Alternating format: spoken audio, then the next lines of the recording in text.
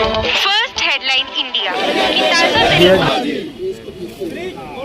अरे मोदी हमसे डरता है, ईडी को आगे करता है। अरे मोदी हमसे डरता है, ईडी को आगे करता है। अरे मोदी सरकार हाय हाय, मोदी सरकार हाय हाय। राकांपा के मंत्री नवाब मालिक के ऊपर की गई ईडी की कार्रवाई के विरोध में उत्तरी महाविकास आघाड़ी आज प्रांत कार्यालय पर मोर्चा निकाला गया था। वहीं इस मोर्चे में खुद बिखरी हुई दिखाई दी है पूरी महाविकास आघाड़ी, क्योंकि महाविकास आघाड़ी के बड़े नेताओं की मौजूदगी नहीं दिखाई दी है, जिसके चलते यह सवाल उठना लाजमी है। वहीं इस पर भाजपा नेता प्रदीप रामचंदानी का महाविकास आघाड़ी पर हल्ला बोल दिया। बता दें कि ईडी डिपार्टमेंट द्वारा राकांपा के मंत्री नवाब मालिक के ऊपर कार्रवाई की गई थी। वहीं इस कार्रवाई के विरोध में आज यहां के कैंप क्रमांक 3 परिसर में स्थित प्रांत कार्यालय पर राकांपा, कांग्रेस और शिवसेना द्वारा मोर्चा निकाला गया और भाजपा सरकार के खिलाफ घोषणाबाजी की और उप विभागीय अधिकारी जयराज करभरी को ज्ञापन दिया। वहीं इस मोर्चे के विरोध में भाजपा नेता प्रदीप रामचंदानी ने महाविकास आघाड़ी की सरकार पर हल्ला बोल दिया। यहाँ पर तीनों पक्ष के माध्यम से रखा गया था और कार्यकर्ताओं की एक ही घोषणा थी कि मोदी सरकार से करायचं काय खाली डोकं वरती पाय, मोदी सरकार हाय हाय, ये तीनों पक्ष के नेताओं ने नारे दिए और यही लोगों को संबोधित किया कि पहले आदरणीय गृह के मंत्री अनिल देशमुख साहब पहले जेल के सलाखों में और अब नवाब भाई, तो मुझे कहाँ नहीं तो कहाँ लगता है अब फिर बोलते हैं कि संजय राउत की बारी है।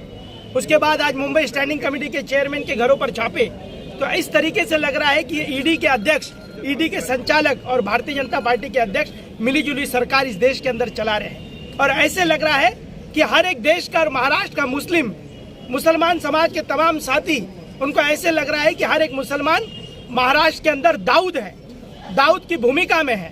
तो मुसलमानों को डराने के लिए ये भारतीय जनता पार्टी की सरकार ये काम कर रही है, पर ना सरकार गिरेगी और ना सरकार भक्कम तरीके से आदरणीय मुख्यमंत्री उद्धव ठाकरे जी, आदरणीय पवार साहब, आदरणीय जितेंद्र आव्हाड, आदरणीय एकनाथ शिंदे साहब, इनके मार्गदर्शन में राज्य की सरकार चल रही है। राज्य की सरकार को कोई धोखा नहीं है, पर यह तय है कि मुस्लिम समाज डरेगा नहीं।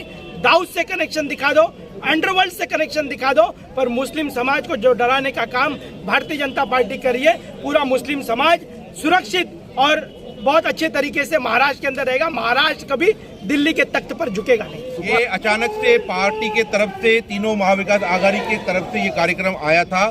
श्रीमती पंचम ओमी कालानी जी किसी व्यक्तिगत कारणों के कारण शहर में नहीं है, वो आज 4 बजे के बाद होगी।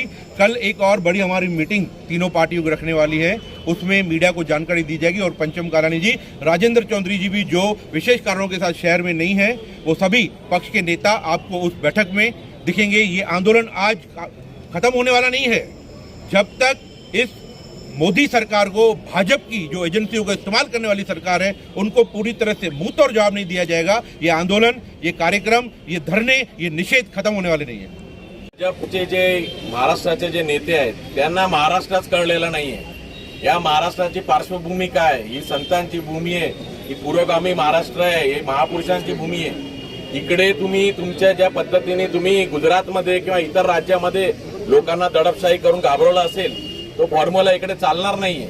आणि हे महाराष्ट्राद्वेषी, हे राहणारे महाराष्ट्रातच भाजपचे नेते आणि इकडच्या महाराष्ट्राशी द्वेष करणारे, कोविडच्या काळामध्ये महाराष्ट्रामुळे कोविड पसरवला असे बोलणारे हे लोक आज या दडपशाहीच्या माध्यमातून लोकांना इकडे महाविकास आघाडी सरकार कशी पाडायची, हा एकमेव या तारखेला का सरकार पडणार, या महिन्यात सरकार पडणार। पण आम्ही सर्व इथे हेच दाखवायला जमलेलो आहे की आम्ही इकडे जे आलोय ते सत्तेसाठी नाही आलेलो आहे। या कारणाने ही महाविकास आघाडी सरकार बनलेली आहे। म्हणून आपण किती दाबत असाल, किती झुकवत असाल, काल नवाब मलिक साहेबांनी ज्या पद्धतीने हात वर केला आहे, ते मनगट हीच या महाराष्ट्राची ताकद आहे आणि हेच दाखवण्यासाठी आजचं पण हे आंदोलन आम्ही केलेलं आहे। बघा, हिटलर महाराष्ट्र। देखिए, महाविकास आघाड़ी के तीनों पक्ष अगर इस बात के लिए मोर्चा निकालते हैं कि मुंबई में कई नागरिकों की हत्या करने वाला दाऊद और उस दाऊद की प्रॉपर्टी खरीदने वाला नवाब मलिक, जो पैसे देश में आतंकवाद, टेरर फंडिंग के लिए इस्तेमाल किए जाते हैं, उसके लिए अगर वह मोर्चा निकालेंगे, जिसके प्रमाण भारतीय जनता पार्टी के देवेंद्र फडणवीस ने दिए हैं, जो ये सिद्ध बात होती है कि नवाब मलिक के दाऊद इब्राहिम के साथ सीधे संबंध थे। तो क्या यह बताना पड़ेगा राष्ट्रवादी को कि क्या ऐसे मंत्री को आप सपोर्ट करेंगे जो देशद्रोह के साथ जुड़े हैं? और शिवसेना को भी तय करना होगा।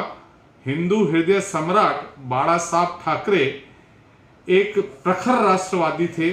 आज इन शिवसेना को नवाब मलिक, जो कि देश की द्रोही होकर कई लोगों की हत्या करने के बाद और हमेशा भारत में आतंकवाद फैलाने वाला दाऊद के साथ आज शिवसेना खड़ी है, इससे बड़ा दुर्भाग्य कुछ नहीं हो सकता।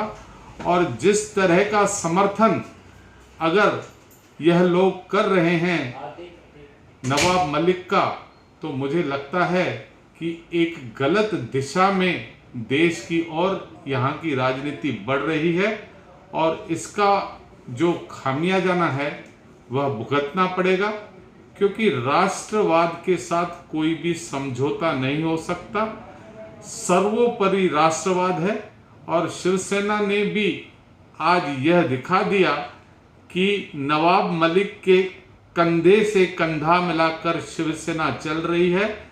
तो शिवसेना भी अपने आप को हिंदू पार्टी कहलाती थी, वह हिंदुत्व आज सबके सामने उनका आ गया है और सत्ता के लिए शिवसेना दाऊद के अपराधी, देश के अपराधी नवाब मलिक के साथ भी खड़ी रह सकती है।